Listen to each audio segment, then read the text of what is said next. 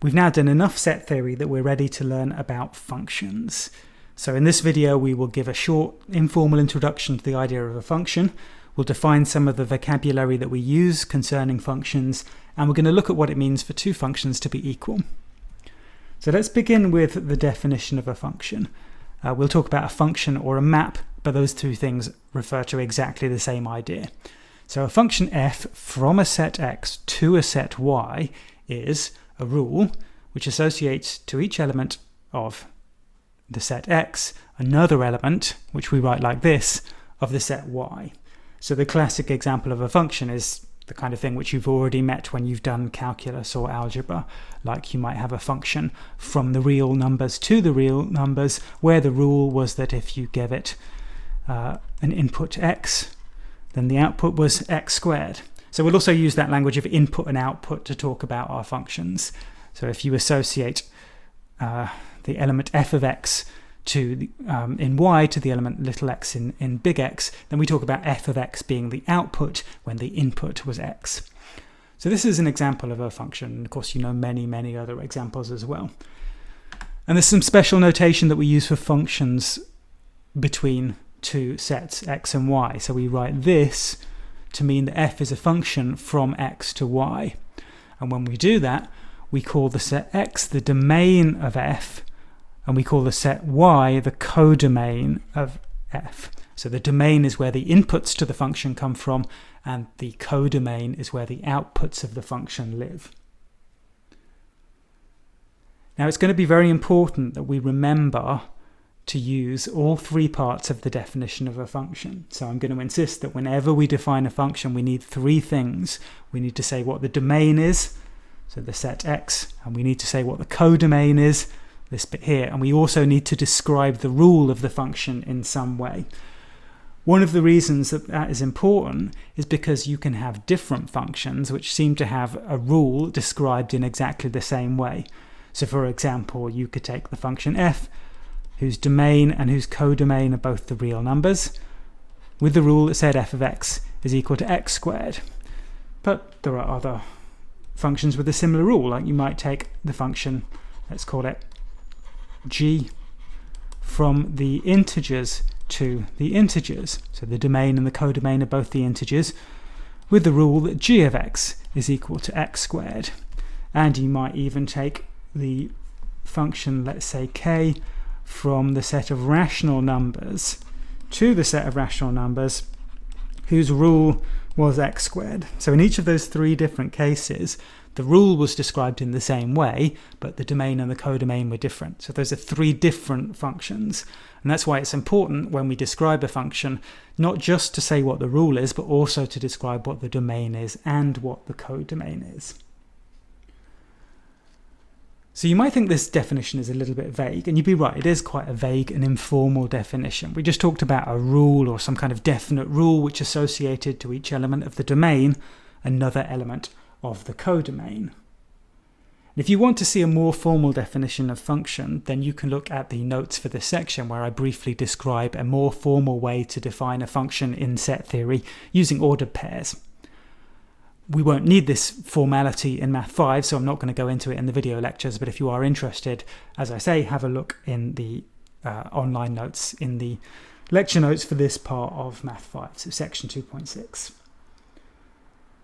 Okay, so this rule about, or this way of describing functions, so a three-part definition where you have to give the domain and the codomain and the rule, isn't quite enough to resolve all the problems we might have about functions. So to see what I'm talking about here, let's consider an example of two functions. So these two functions are both going to have domain being the set 0, 1, and codomain being the set containing just the numbers 0 and 1. So I'm going to call my two functions g and f. Both of them will have domain this set and codomain the same set, just containing 0 and 1. And I'm going to give my definition of the rule for these functions by saying f of x is equal 2x. You can see this really is a function from this domain to this codomain, because it sends each element of the domain to an element of the codomain. And the rule for the function g will be that g of x is equal to x squared. And again, this really is a function from the domain, the set containing 0 and 1, to the codomain, the set containing 0 and 1, because 0 squared is an element of the codomain and 1 squared is an element of the codomain. So this really is a good definition of a function g. And we've got two functions here. And the question which I'm going to ask is f equal to g? Right? And there are 2 points of view on the answer to this question. The first point of view is to say, well, they've got the same domain and the same codomain, but the rules, so this thing here and this thing here, the rules look different. So perhaps we should regard them as being different functions because the rule was expressed in a different way. But on the other hand, you might look at this in a second way, and you might instead say, well, if I look at what the functions actually do, f of 0 is equal to 0, and that's the same as g of 0, and f of 1 is equal to 1, and that's the same as g of 1. So for every element in the domain, the corresponding elements in the codomain are equal. So they have the same output for every input. The output f of 0 is equal to g of 0, and the output f of 1 is equal to g of 1. So from this point of view, it looks like the functions might be the same. Well, we have to make a definition here, and the definition that we use, in fact the standard definition in all mathematics, or nearly all mathematics, is that two functions f and g are equal, in which case we write f equals g, if and only if they have the same domain and the same codomain, and for every element of the domain, every x in the domain, we have f of x is equal to g of x. So we are answering the question which I wrote above in the affirmative. The answer is yes, according to our definition down here. So to repeat myself, the definition of two functions being equal is two functions are equal if and only if they have the same domain, same codomain, and the same output for every input. So for each element x in the domain, you have to have f of x equals g of x. And that's the definition of function equality.